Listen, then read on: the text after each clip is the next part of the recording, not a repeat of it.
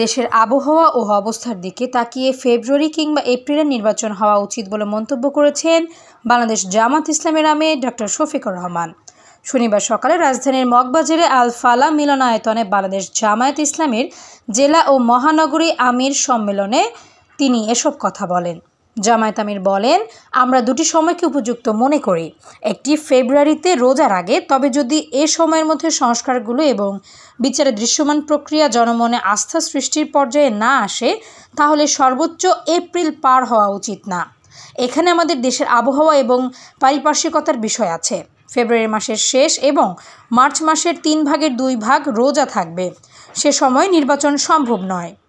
তিনি বলেন, সংস্কার কার্যক্রম যেটা হাতে নেওয়া হয়েছে তা যদি আক্ষরিকভাবে গতিশীল করা হয় এবং অংশীজনরা সেরকম সহযোগিতা করেন, তাহলে সরকারের ঘোষিত সময়ের মধ্যে সংস্কার করে নির্বাচন সম্ভব। ফ্যাসিবাদের পতন হলো নাকি ফ্যাসিবাদীদের পতন হলো, তা নিয়েও আমাদের চিন্তা করতে হচ্ছে। আমাদের দুঃখের ইতিহাসে জাতি হিসেবে আমরা এখনও ইতি টানতে পারিনি। জামায়াত আমির বলেন, 5 আগস্টের পর দেশে কার্যত কোনো সরকার ছিল না।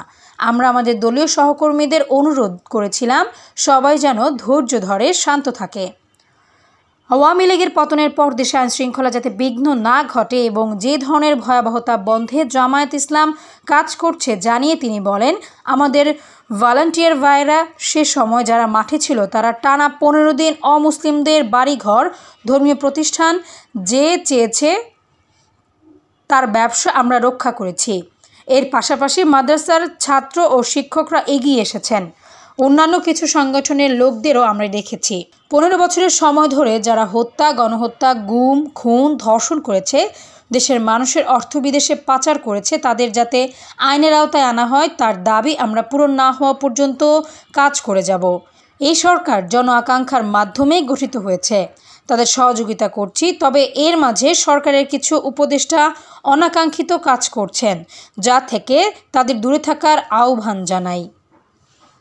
Desk report, সমযোগ।